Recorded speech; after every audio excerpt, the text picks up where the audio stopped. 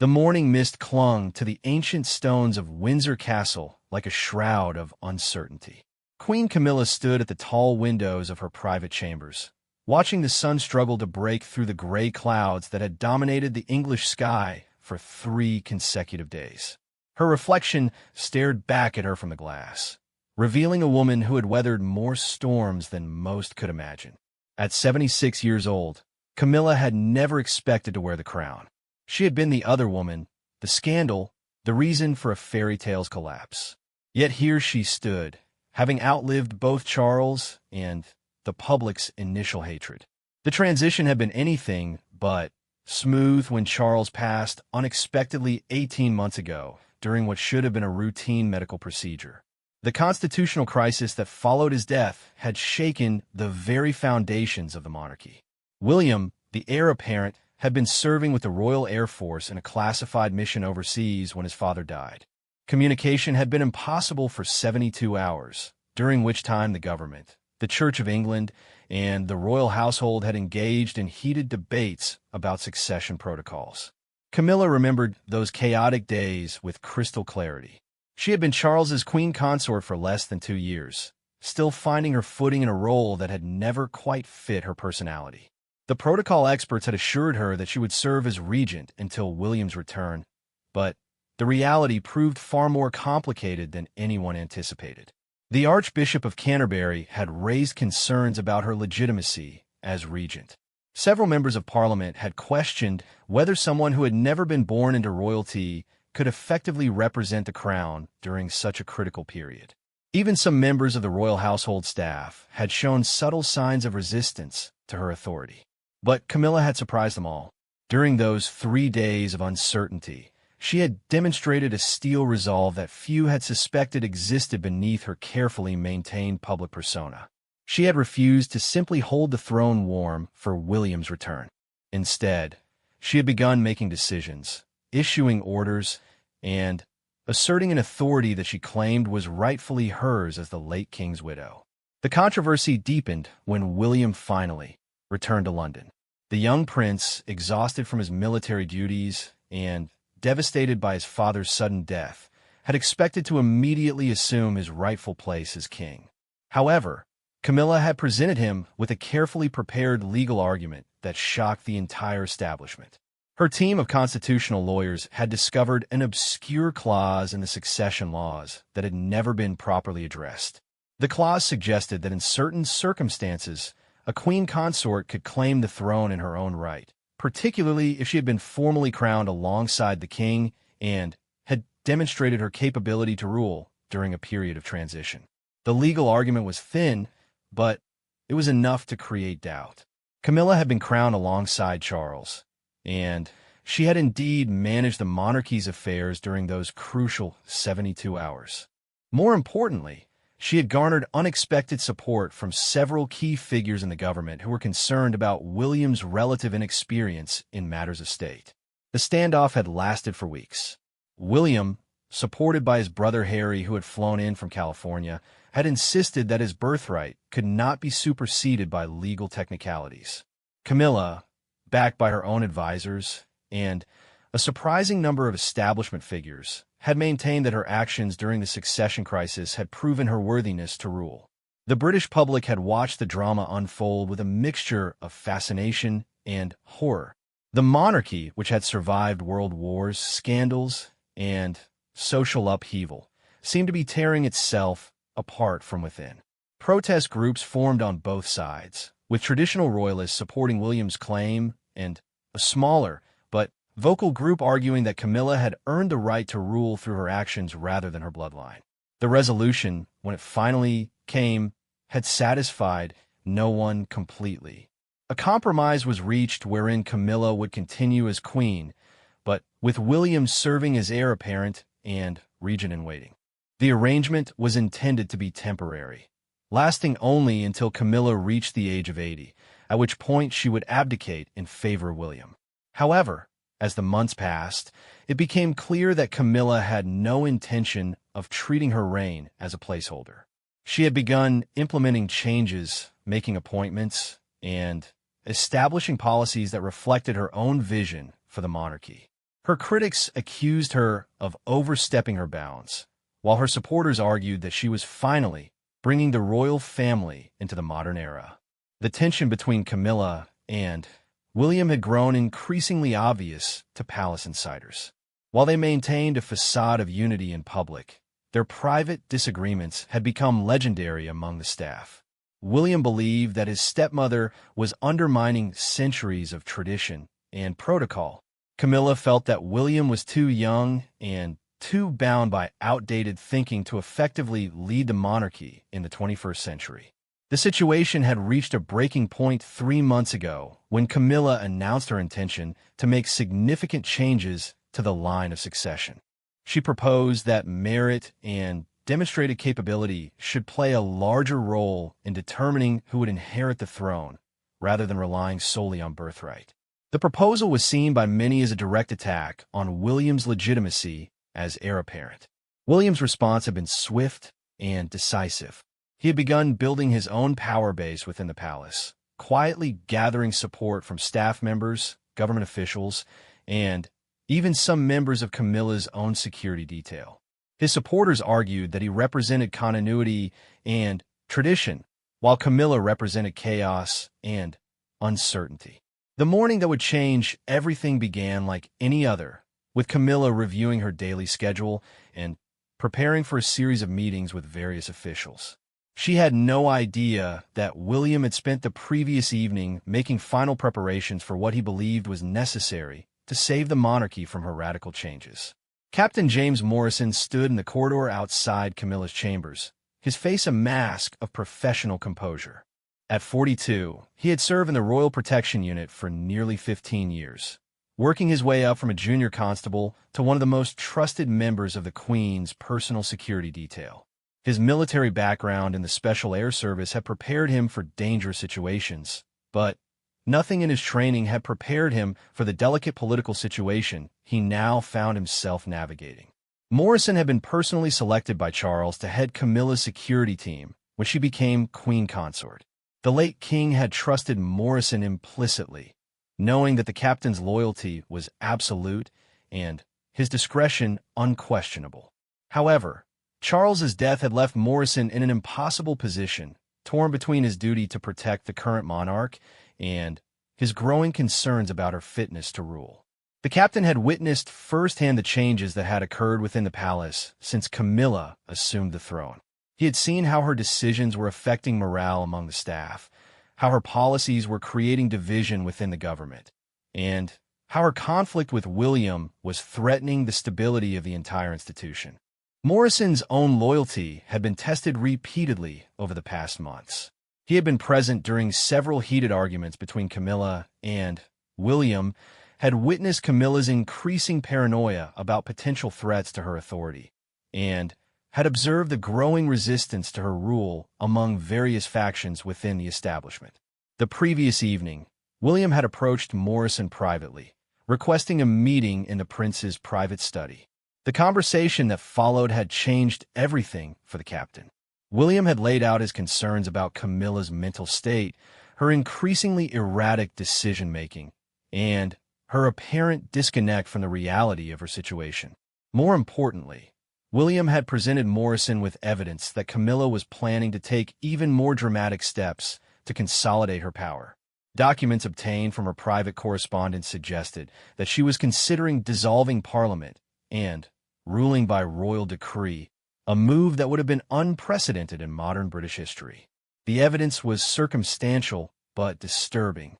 Camilla had been meeting secretly with constitutional lawyers who specialized in emergency powers. She had been researching historical precedents for monarchs who had assumed extraordinary authority during times of crisis. Most tellingly, she had been making inquiries about the loyalty of various military commanders, as if she were considering the possibility of needing armed support for her rule. William had asked Morrison to make a choice. He could continue serving a queen who seemed increasingly detached from reality and potentially dangerous to the constitutional order, or he could help facilitate a peaceful transition that would restore stability to the monarchy. The prince had assured Morrison that no harm would come to Camilla, but that her reign needed to end before she caused irreparable damage to the institution they both served. Morrison had spent the entire night wrestling with his conscience. His oath was to protect the sovereign, but what happened when the sovereign herself had become a threat to the crown? His military training had taught him that sometimes difficult decisions had to be made for the greater good, but his personal loyalty to Camilla made the choice agonizing. By morning, Morrison had made his decision.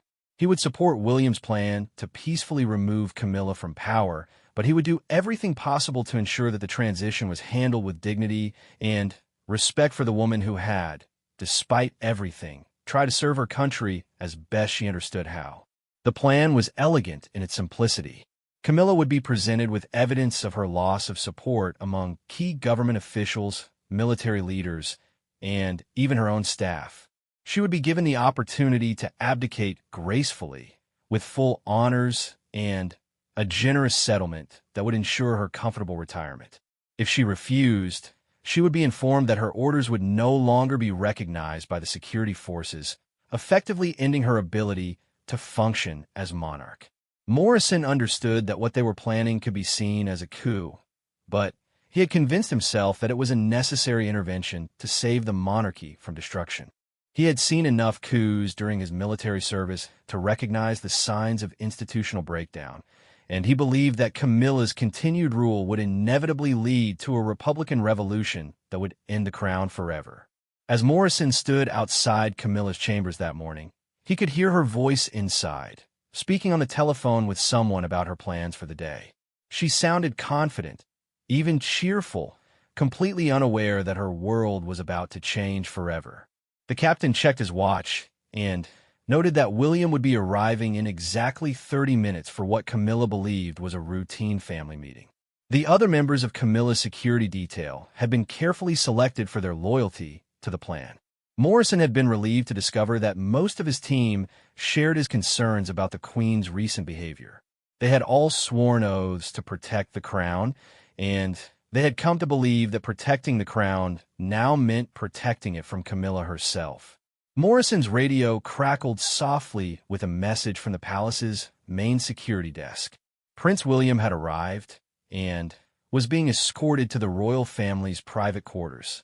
The captain took a deep breath and prepared himself for what was likely to be the most difficult moment of his professional career. Inside her chambers, Camilla was putting the finishing touches on her makeup, preparing for what she expected to be another day of royal duties. She had meetings scheduled with the Prime Minister, the Archbishop of Canterbury, and several foreign ambassadors.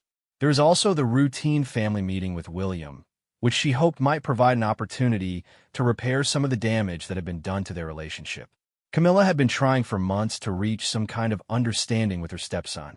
She genuinely cared for him and wanted him to see that her changes to the monarchy were intended to strengthen it, not weaken it.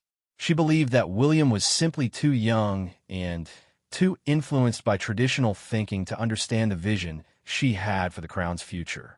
The Queen had no idea that William's arrival that morning would mark the beginning of the end of her reign. She had no suspicion that her own security team had turned against her, no awareness that her support within the government had eroded to the point where her removal was not only possible, but actively being planned. As she prepared to greet William with what she hoped would be a warm, motherly embrace, Camilla was still confident in her authority and her right to rule. She believed that time would vindicate her decisions and that history would remember her as the queen who had modernized the monarchy for the 21st century. The knock on her chamber door came precisely on schedule. Camilla opened the door to her chambers with the practiced grace that had become second nature after years in the public eye. Her smile faltered slightly when she saw not only William standing in the hallway, but also Captain Morrison and two other members of her security detail. The formal expressions on their faces immediately set off alarm bells in her mind. "William, darling," she said, her voice carrying just a hint of uncertainty. "I wasn't expecting such an official escort for our family meeting." Prince William stepped forward, his bearing more formal than she had seen in months. At 41, he had matured considerably since his father's death, and The weight of his thwarted inheritance had given him a gravitas that reminded Camilla uncomfortably of Charles in his more serious moments. "Stepmother," William replied, using the formal address that he had adopted when their relationship had begun to deteriorate. "I think it would be best if we conducted this conversation in your sitting room. There are matters we need to discuss that require privacy." Camilla's eyes moved from William to Captain Morrison, searching for some clue about what was happening. Morrison's face remained professionally neutral, but she could sense something different in his demeanor.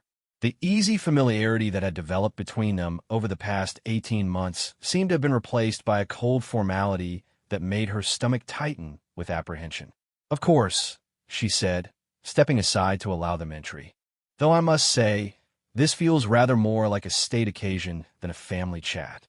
As they moved into her elegantly appointed sitting room, Camilla noticed that the security officers positioned themselves near the exits rather than taking their usual posts outside the room. The realization hit her like a physical blow. She was being contained, not protected. William settled into the antique chair that Charles had always favored when visiting her chambers, a choice that felt deliberate and symbolic. Camilla remained standing, her instincts telling her that she needed to maintain whatever advantage she could in what was clearly going to be a confrontational encounter. "William, what's this about?" she asked, her voice carrying the authority she had worked so hard to establish over the past months. "If you have concerns about palace protocol or security arrangements, surely we could have discussed them through normal channels." William reached into his jacket and withdrew a leather portfolio that Camilla didn't recognize.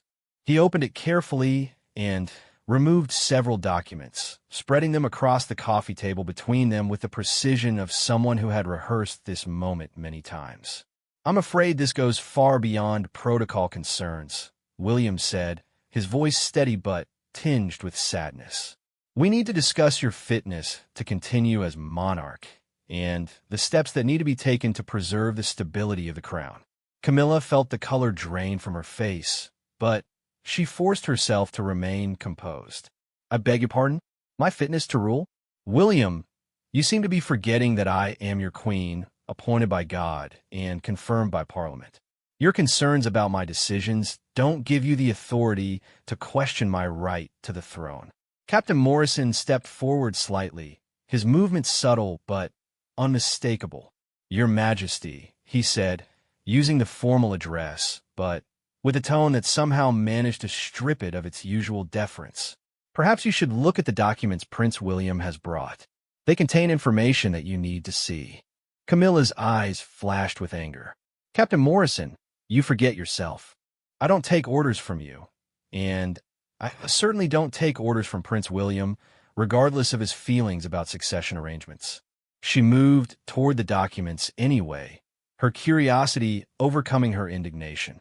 The first page was a letter bearing the official seal of the Prime Minister's office. As she read, her face grew increasingly pale. The letter outlined the government's loss of confidence in her leadership and their formal request for her abdication in favor of Prince William. The second document bore the signatures of more than 24 members of Parliament, including several who had previously supported her claim to the throne. Their collective statement expressed deep concern about her recent decisions and their impact on the constitutional stability of the United Kingdom. The third document was perhaps the most devastating.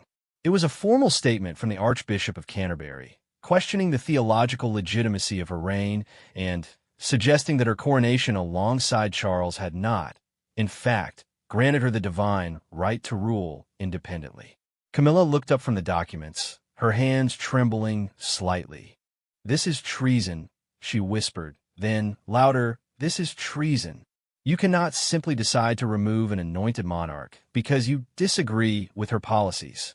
William leaned forward in his chair, his expression a mixture of determination and genuine regret.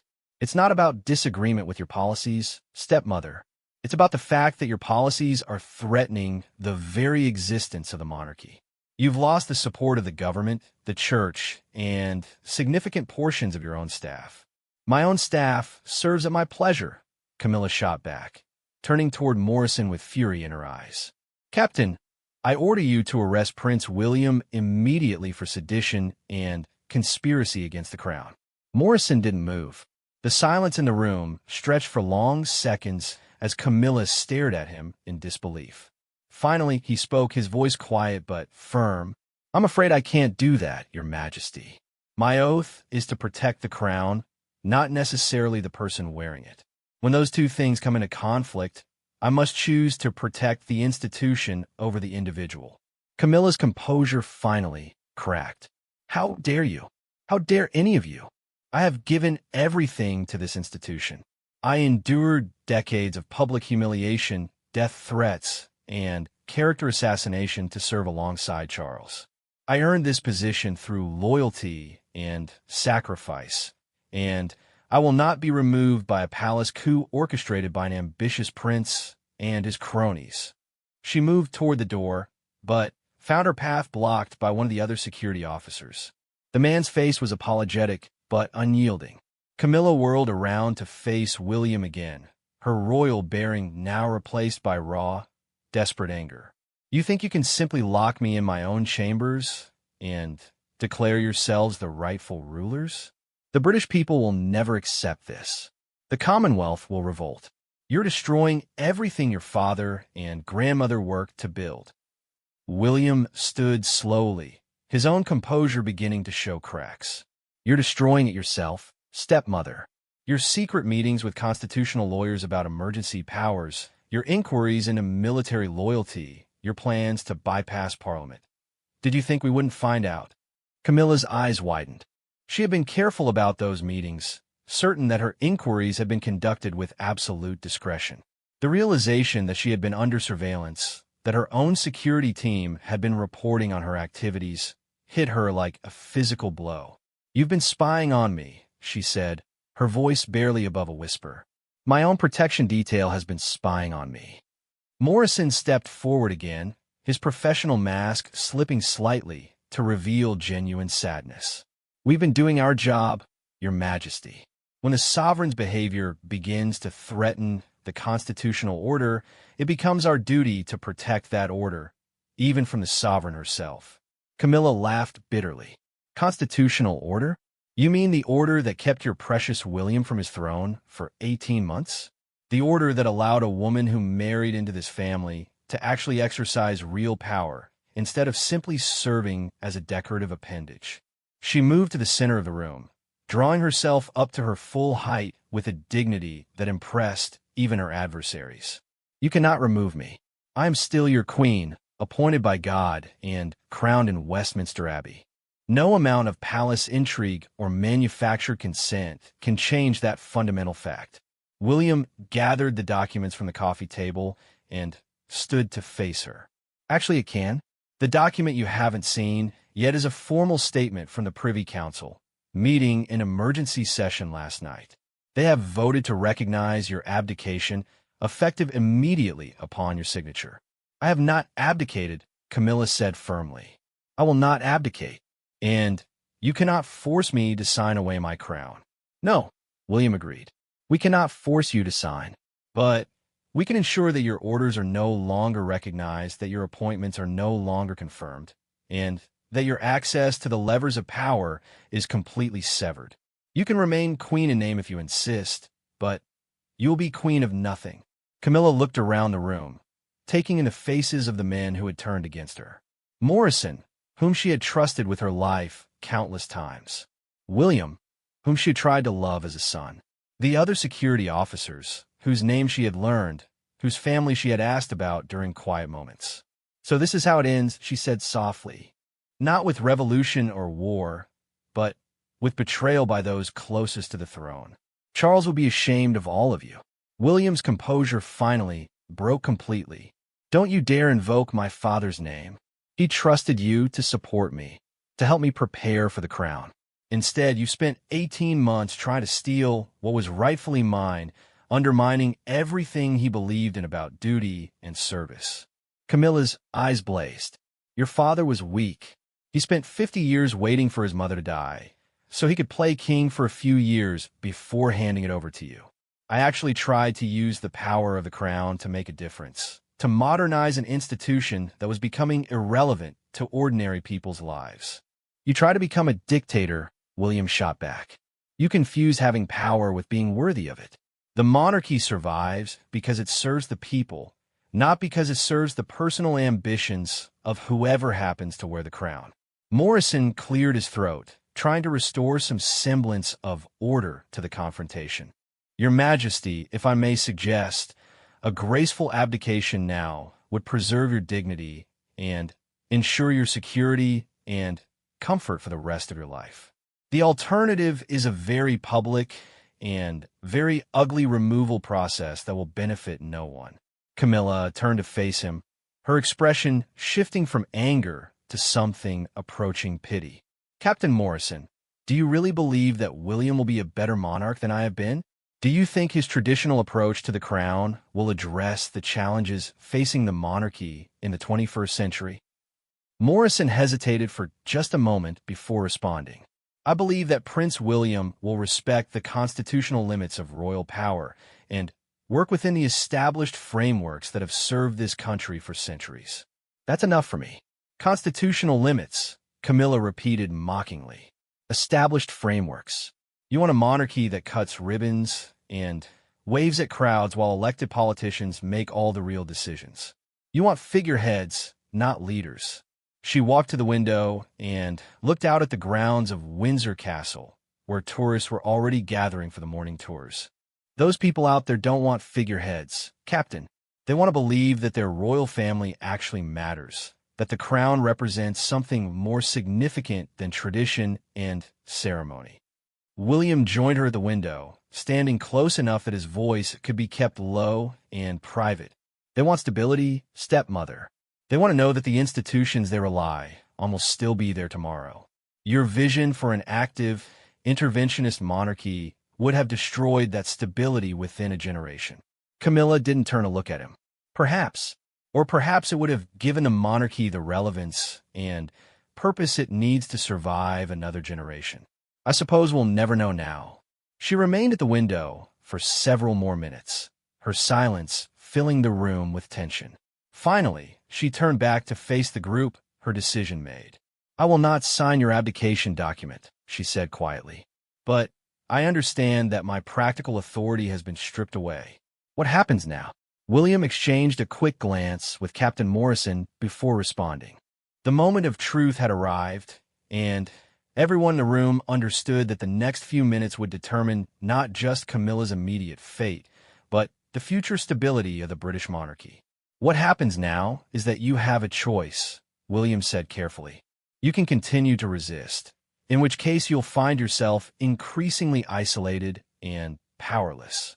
Or you can accept the reality of the situation and work with us to manage the transition in a way that preserves whatever dignity remains possible.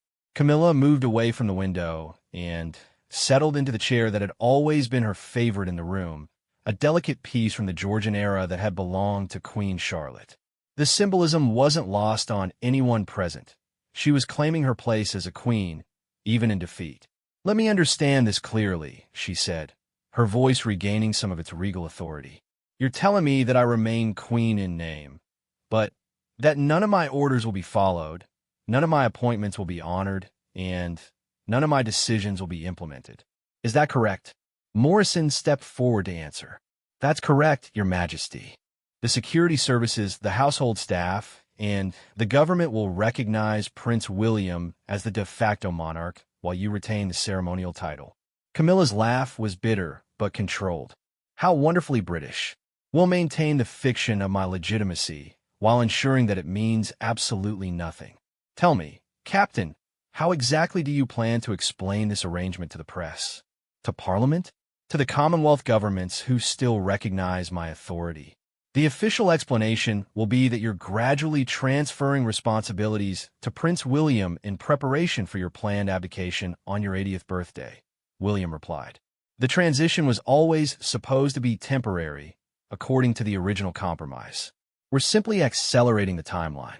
And if I refuse to cooperate with this fiction, if I publicly denounce what you're doing, Morrison's expression hardened slightly. Then, we would be forced to take more direct action. There are provisions for removing a monarch who is deemed unfit to rule, though they haven't been used in over 3 centuries. The process will be extremely unpleasant for everyone involved. Camilla studied his face carefully. She had known Morrison for years and had learned to read his expressions during the countless hours they had spent together in various official capacities. What she saw there now was genuine regret, but also absolute determination. He wasn't bluffing about the consequences of continued resistance. "I see," she said quietly. "So my choice is between a graceful fiction and a brutal reality. How very considerate of you to offer me that much." A knock at the door interrupted the tension in the room. Morrison moved to answer it, consulting briefly with someone in the hallway before returning to the group. "Your Majesty, the Prime Minister has arrived and is requesting an immediate audience. He's waiting in the blue drawing room with several members of his cabinet." Camilla's eyes flashed. "I don't recall scheduling a meeting with the Prime Minister this morning, and I certainly didn't authorize him to bring cabinet members to what is supposed to be my private residence." William stood from his chair. "I asked him to come. We need to formalize the transition arrangements, and that requires coordination between the palace and Downing Street." "You asked him to come? To my home? Without my permission?" Camilla's voice rose slightly, her composure cracking again. "You're not king yet, William. You have no authority to invite government officials to royal residences." "Actually, I do," William replied calmly. "As of midnight last night, the Privy Council recognized me as regent, pending your formal abdication. The Prime Minister is here at my invitation, in my capacity as the acting head of state."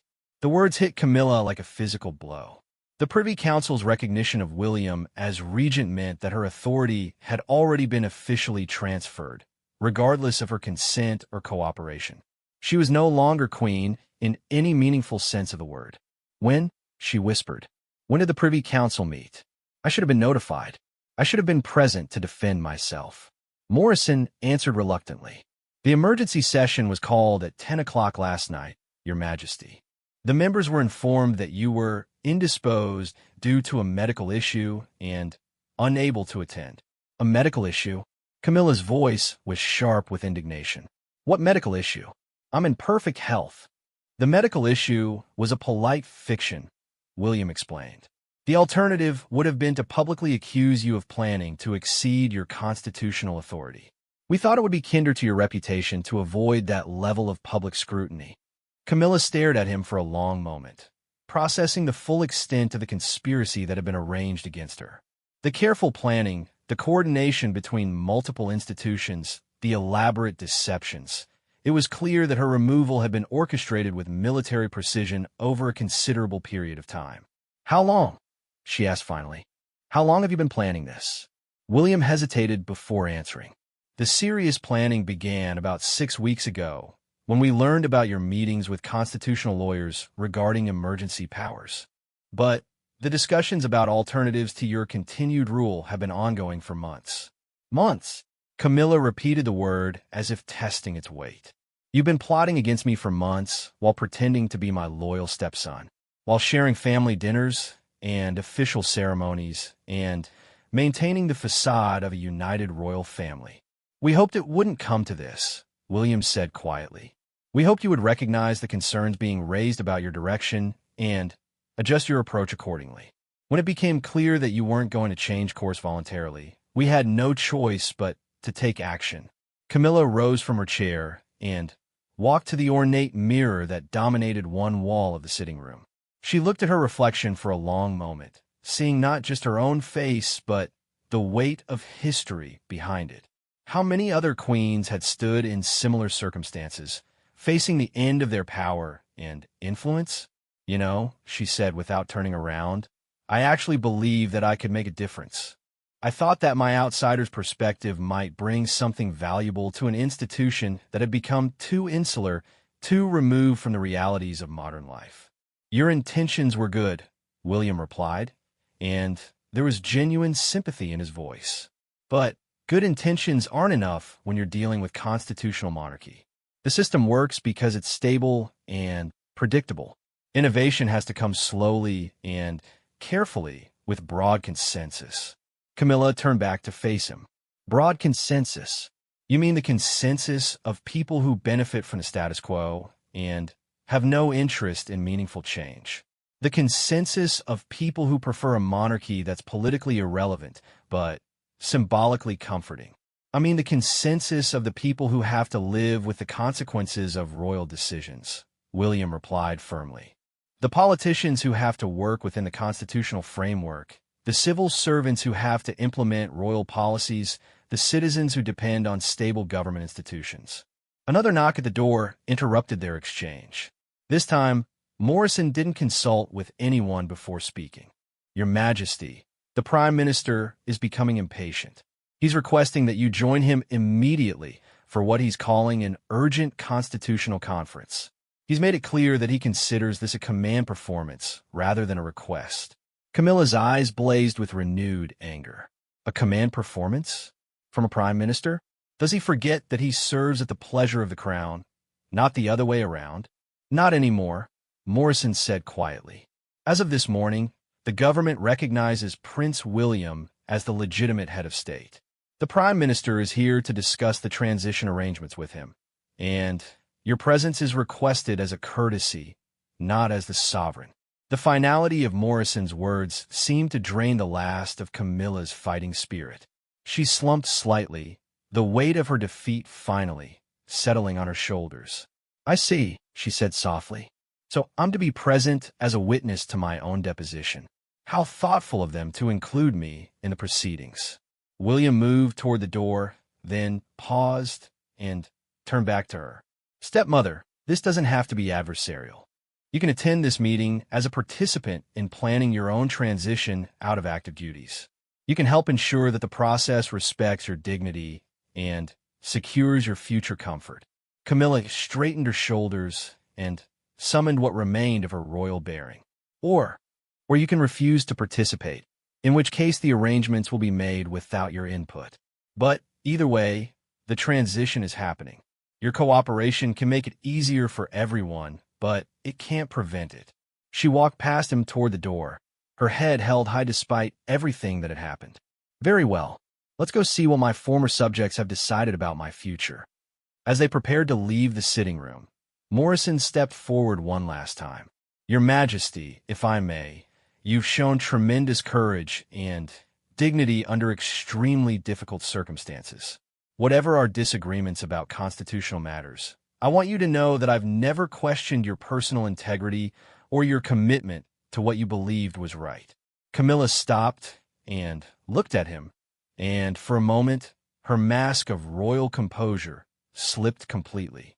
Behind the anger and defiance, William and Morrison could see a woman who had genuinely tried to serve her country and was devastated by the rejection of her efforts. Thank you, Captain, she said quietly. That means more to me than you know. As they walked through the corridors of Windsor Castle toward the blue drawing room, Camilla couldn't help but notice how different everything felt. The staff members they passed offered polite nods and curtsies, but there was something different in their demeanor. They were already adjusting to the new reality, already recognizing William as their true sovereign. The castle that had been her home for 18 months suddenly felt foreign and unwelcoming. Every portrait of previous monarchs seemed to be judging her. Every piece of royal regalia seemed to be mocking her pretensions to legitimate rule. As they approached the blue drawing room, Camilla could hear voices inside. The Prime Minister's distinctive baritone, the clipped tones of the Home Secretary, the measured cadences of other senior government officials. They were discussing her future as if she weren't even present, making plans for a monarchy that no longer included her as an active participant. William paused just outside the door and turned to her one final time. Are you ready for this? Camilla took a deep breath and nodded. I'm still your queen, William. Whatever else happens in that room, whatever documents they want me to sign or agreements they want me to accept, I want you to remember that. I am still your queen. William's expression was unreadable as he reached for the door handle. The blue drawing room fell silent as Camilla entered, followed closely by William and Captain Morrison. The room, One of Windsor Castle's most formal reception spaces had been arranged like a courtroom, with the Prime Minister and his cabinet members seated on one side of the ornate table, and chairs positioned opposite them for the royal party. Prime Minister Jonathan Hartwell rose from his chair as they entered, offering a bow that seemed perfunctory rather than respectful. At 58, Hartwell had served in various government positions for over 2 decades, but nothing in his political experience had prepared him for the constitutional crisis he now found himself managing. "Your Majesty," he said, addressing Camilla with formal courtesy that somehow managed to sound dismissive. "Thank you for joining us on such short notice. I trust Prince William has briefed you on the purpose of this meeting." Camilla remained standing while William took his seat at the head of the table, a positioning that spoke volumes about the power dynamics in the room. "I understand that you've decided to remove me from the throne without bothering to consult me about the decision," she replied coolly. "Beyond that, I'm afraid I'm rather in the dark about your intentions." Home Secretary Patricia Thornbridge, a stern woman known for her uncompromising approach to legal matters, opened a thick folder and spread several documents across the table. "Your Majesty, we're here to formalize a transition that has already been approved by the Privy Council, supported by Parliament, and endorsed by the Church of England. This is not a negotiation about whether the transition will occur, but rather a discussion of how it will be implemented." Camilla moved to examine the documents, her face growing paler as she read. The first was a formal statement from the government declaring their loss of confidence in her ability to fulfill her constitutional duties. The second was a detailed plan for the transfer of all royal prerogatives to William, effective immediately. The third was a proposed public announcement that would present the transition as a voluntary decision on her part to step aside for health reasons. "Health reasons?" Camilla looked up sharply. "You plan to tell the public that I'm stepping aside due to poor health? I've never been healthier in my life."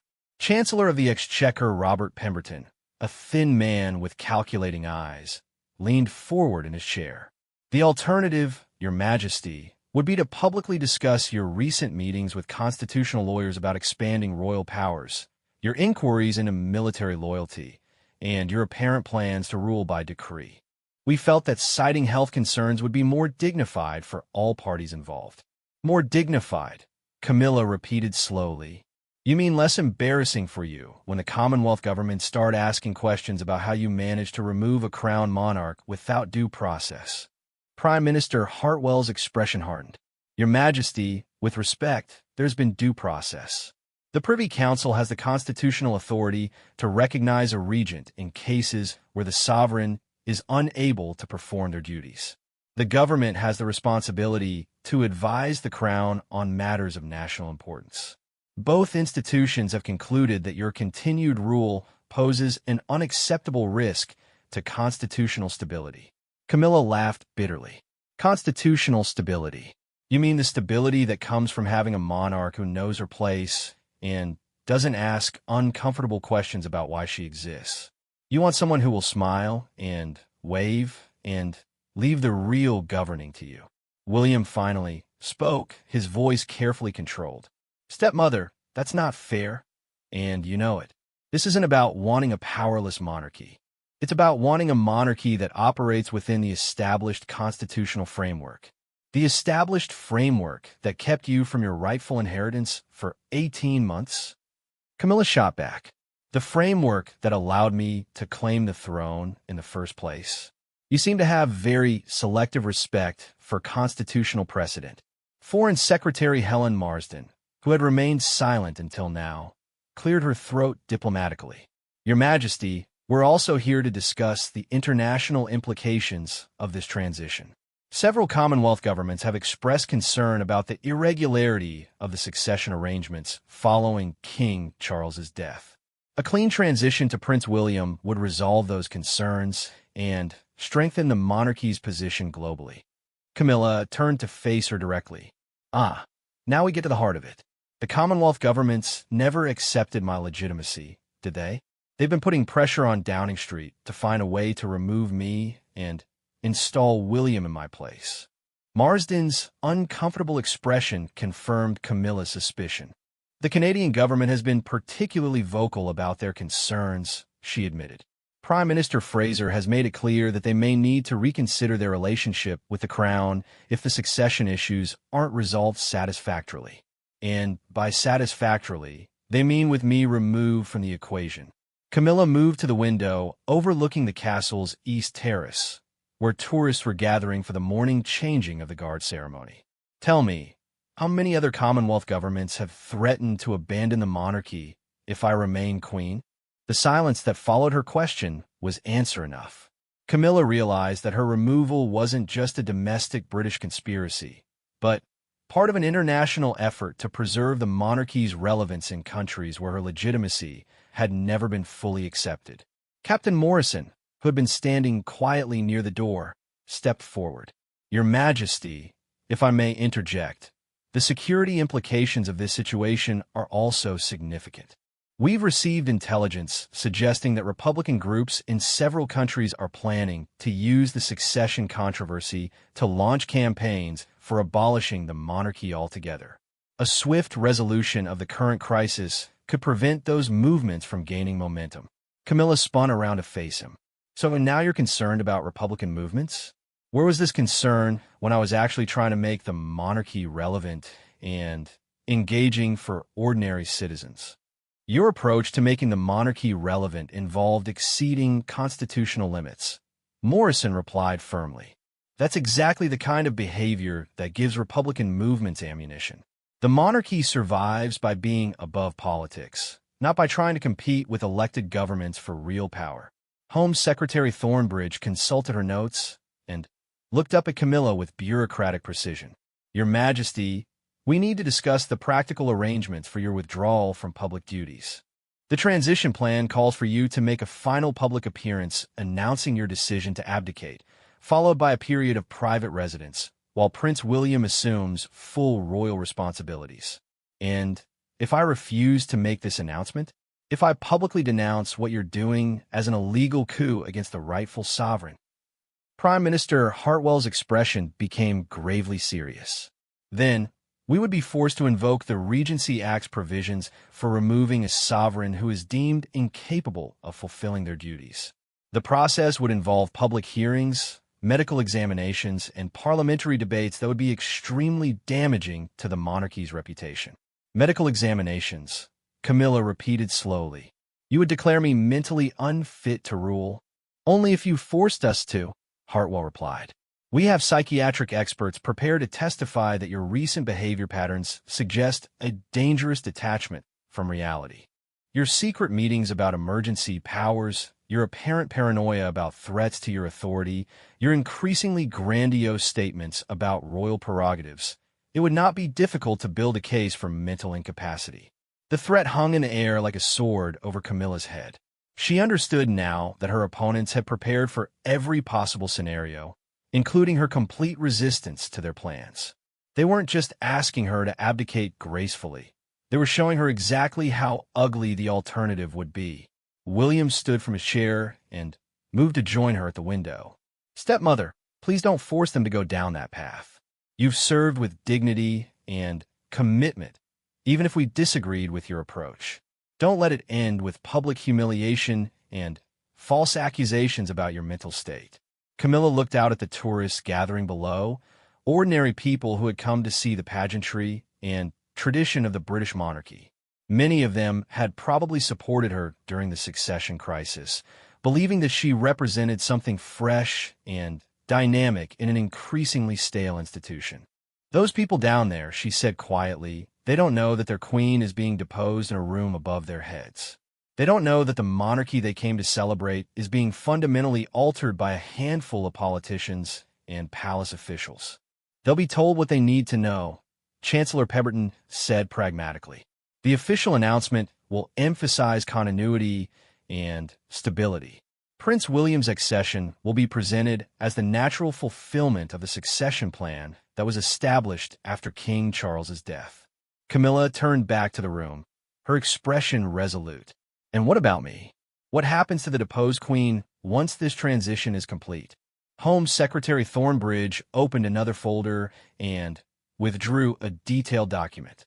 You would retain your title as Queen Camilla, but with no active duties or responsibilities. A generous financial settlement has been arranged, including the use of Clarence House as your primary residence and Burke Hall as your country retreat. You would also maintain a small household staff and personal security detail. A comfortable prison, Camilla observed. Golden handcuffs to keep me quiet while you rewrite the history of the past 18 months. A dignified retirement, William corrected. An opportunity to enjoy the fruits of your years of service without the pressures and responsibilities of active duty.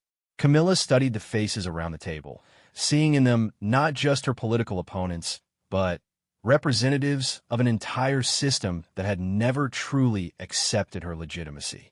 The civil servants who had resented taking orders from someone they considered an outsider. The politicians who had found her attempts at real influence inconvenient and disruptive. The palace officials who preferred the predictability of traditional royal behavior. You know, she said finally, I always knew this day might come. From the moment I claimed the throne after Charles's death, I understood that my position was precarious and my authority was questioned. But I hoped that results might speak louder than pedigree, that effective leadership might overcome concerns about legitimacy. Prime Minister Hartwell shifted uncomfortably in his chair. Your Majesty, no one questions your commitment or your intentions. But leadership of a constitutional monarchy requires more than good intentions. It requires understanding the delicate balance between royal authority and democratic governance. It requires knowing one's place, Camilla said with bitter accuracy. It requires accepting that the crown is a symbol rather than a source of real power. It requires being content to cut ribbons and host garden parties while elected officials make all the decisions that actually matter. She moved back to the table and picked up the abdication document, scanning its formal language one more time. The words were carefully chosen to preserve the fiction that her departure was voluntary and health-related, with no hint of the conspiracy that had actually brought about her downfall. If I sign this, she said slowly, what guarantees do I have that you'll honor the terms of the settlement? What prevents you from deciding in a few years that even a retired queen is too much of a threat to your comfortable arrangements? Foreign Secretary Marsden spoke up. The settlement terms will be enshrined in law, Your Majesty. Parliament will formally recognize your status and protect your rights as a former sovereign. The same Parliament that just participated in removing me from power, Camilla noted dryly. Forgive me if I don't find their promises entirely reassuring. Captain Morrison stepped forward one final time. Your Majesty, I give you my personal word that as long as I serve in the Royal Protection Unit, your security and well-being will be my priority. Regardless of our disagreements about constitutional matters, you deserve to live your remaining years in safety and dignity. Camilla looked at him for a long moment, recognizing in his words a sincerity that had been absent from most of the conversation. Morrison had been part of the conspiracy against her, but she believed that his motivations had been institutional rather than personal. Thank you, Captain, she said quietly. I appreciate that assurance. She picked up the pen that had been placed beside the abdication document and held it poised over the signature line. The room fell completely silent as everyone waited for her final decision. Camilla held the pen for several long moments, her hand steady despite the magnitude of the decision before her. The weight of history seemed to press down on the room as everyone waited for her to either end her reign voluntarily or force them to take more drastic action. Finally, she set the pen down without signing and straightened to her full height. When she spoke, her voice carried every ounce of royal authority she had cultivated over 18 months of controversial rule. I will not sign this document, she declared, her words echoing in the sudden silence. I will not participate in the fiction that my removal is voluntary or health-related. I am Queen Camilla, anointed and crowned, and I will not pretend otherwise to make your conspiracy more palatable to the public. Prime Minister Hartwell's face darkened. Your Majesty, I strongly advise you to reconsider. The alternative path will be far more unpleasant for everyone involved. The alternative path is the truth, Camilla replied firmly. If you want to remove me, you'll have to do it honestly and publicly. You'll have to explain to the British people and the Commonwealth governments exactly why you believe an anointed monarch should be stripped of her authority by bureaucrats and politicians. William stepped forward, genuine distress evident in his voice. Stepmother, please don't do this. The damage to the monarchy's reputation could be irreparable. Think about what this will mean for future generations, for the institution that both our families have served for centuries. Camilla turned to face him, and, for a moment, her expression softened with something approaching maternal affection. William, I am thinking about future generations. What kind of precedent does it set if monarchs can be quietly removed whenever they become inconvenient? What happens to royal authority if it can be negated by a conspiracy of officials who prefer their sovereigns to be powerless? She moved around the table, looking each government official in the eye as she spoke. You think you're saving the monarchy by removing me, but you're actually destroying the very concept of royal sovereignty. Once you establish that a monarch can be deposed for political reasons, you've reduced the crown to nothing more than an ornamental position subject to the whims of whoever happens to be in power. Home Secretary Thornbridge's voice was ice cold. Your Majesty, you seem to misunderstand the nature of constitutional monarchy. The sovereign rules with the consent of Parliament and the people. When that consent is withdrawn, the sovereign's authority becomes illegitimate. Consent can be manufactured, Camilla shot back. Public opinion can be manipulated. Parliamentary majorities can be bought or coerced. If royal authority depends entirely on political popularity, then the monarchy becomes nothing more than an elected dictatorship with better costumes. Chancellor Pemberton consulted his watch impatiently. Your Majesty, we have a schedule to maintain. The announcement of the transition needs to be made by noon to coordinate with Commonwealth governments and international markets.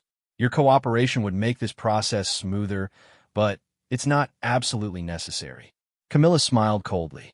Yes, the markets. Can't let constitutional crises interfere with financial stability. Tell me, Mr. Pemberton, how much economic pressure did the banking community put on the government to resolve this situation quickly? Pemberton's uncomfortable expression confirmed her suspicion. The conspiracy against her hadn't just been political and institutional. It had also been driven by economic concerns about the uncertainty her controversial rule was creating in international markets. The economic implications of continued constitutional uncertainty are indeed significant, he admitted grudgingly. Investor confidence requires stable governance structures. Stable governance structures, Camilla repeated mockingly. You mean governance structures that don't challenge the existing power arrangements or ask uncomfortable questions about who really runs this country? Captain Morrison moved closer to the table, his expression troubled. Your Majesty, if you refuse to cooperate with the transition, my officers and I will be placed in an impossible position. We've sworn oaths to protect the crown, but we've also been ordered to recognize Prince William as the legitimate sovereign. How do you expect us to navigate that conflict? Camilla looked at him with something approaching sympathy. Captain, I expect you to follow your conscience and your understanding of duty. If you believe that your oath is to the institution rather than the individual, then you should follow the orders you've been given. But I also expect you to understand that those orders represent a fundamental change in the nature of the monarchy. She turned back to William, her voice gentler but still resolute. William, I know you believe you're doing the right thing. I know you think I've overstepped my constitutional authority and threatened the stability of the crown. But consider this. What kind of king will you be if your reign begins with the forced removal of your predecessor? How will you exercise royal authority, knowing that it can be taken away whenever you displease the wrong people? William's composure finally cracked completely. You think I wanted this? You think I enjoyed plotting against my father's widow? I've spent months hoping you would come to your senses and recognize the damage you were causing. This is the last resort, not the first choice. The damage I was causing, Camilla said quietly, was to a system that had grown comfortable with powerlessness. I was trying to make the monarchy matter again, to give it genuine relevance in the lives of ordinary people. If that threatened some comfortable arrangements, perhaps those arrangements deserve to be threatened. Foreign Secretary Marsden interrupted the family confrontation with bureaucratic efficiency. Your Majesty, we need to inform the Commonwealth governments of the situation immediately. Several of them have scheduled emergency parliamentary sessions this afternoon to discuss their relationship with the Crown. Your refusal to cooperate will force us to pursue more dramatic measures. More dramatic measures, Camilla echoed. You mean declaring me mentally unfit and having me forcibly removed from the palace? Go ahead, Ms. Marsden. Let the world see exactly how the British establishment deals with monarchs who refuse to stay in their designated place. Prime Minister Hartwell stood abruptly, his patience finally exhausted. Your Majesty, I'm going to give you one final opportunity to reconsider. Sign the abdication document, accept the generous settlement we've offered, and retain your dignity and your titles. Refuse, and we'll be forced to invoke emergency powers that will result in your complete removal from royal status and possible criminal charges related to your abuse of constitutional authority. The threat of criminal charges was new, and Camilla felt a chill run down her spine. She realized that her opponents were prepared to go further than she had imagined to ensure her complete neutralization. Criminal charges? She asked quietly. What crimes am I supposed to have committed? Trying to exercise the authority that comes with being queen. Home Secretary Thornbridge opened yet another folder and withdrew a document that looked ominously official. The meetings you held with constitutional lawyers about emergency powers could be construed as conspiracy to commit treason. Your inquiries into military loyalty could be seen as sedition. Your plans to bypass Parliament could be interpreted as an attempted coup against the constitutional order. Camilla stared at the document in shock. They weren't just threatening to remove her. They were threatening to criminalize her entire approach to monarchy. The charges were absurd, but she understood that in the current political climate, absurd charges could still be made to stick. You would actually prosecute a queen for treason, she whispered. You would put a crowned monarch on trial like a common criminal. We would prosecute anyone who threatened the constitutional order, Thornbridge replied coldly. Royal status doesn't provide immunity from the law when crimes against the state are involved. The room fell silent again as the full scope of the threat became clear. Camilla wasn't just facing removal from the throne. She was potentially facing imprisonment, disgrace, and the complete destruction of her reputation and legacy. Captain Morrison stepped forward, his voice heavy with regret. Your Majesty, please don't force us to go down this path. Accept the abdication arrangement. Retire with your dignity intact. Don't make us choose between our loyalty to you personally and our duty to protect the constitutional system. Camilla looked around the room one more time, seeing in the faces of her opponents not just political calculation, but genuine belief that they were acting to preserve something valuable and important. They weren't evil conspirators. They were people who genuinely believed that her removal was necessary for the greater good. But she also saw something else in their expressions: fear. Fear of what she represented, fear of the changes she had been trying to implement, fear of a monarchy that actually exercised real power rather than symbolic authority. You're afraid, she said suddenly, her voice cutting through the tension like a blade. All of you. You're not just removing me because I exceeded constitutional limits. You're removing me because I showed that those limits are artificial, that royal power doesn't have to be ceremonial if the monarch has the courage to use it. William's face was pale, but determined. We're afraid of what happens to democratic governance when unelected monarchs start making real policy decisions. We're afraid of what happens to the rule of law when the sovereign decides that traditional constraints no longer apply. You're afraid of accountability, Camilla shot back. You're afraid of a monarch who might actually question your decisions, who might force you to justify your policies to someone other than your political allies. You want a monarchy that legitimizes your authority without challenging your power. She moved back to the table and picked up the pen one final time. The abdication document lay before her, waiting for the signature that would end her controversial reign and preserve the comfortable arrangements that her opponents valued so highly. "I am still your queen," she said quietly, her voice carrying absolute conviction despite everything that had happened. "Whatever you do to me, whatever charges you bring or arrangements you make, I will always be the woman who is crowned in Westminster Abbey and anointed with the holy oil of kingship that cannot be taken away by documents or conspiracies or political maneuvering."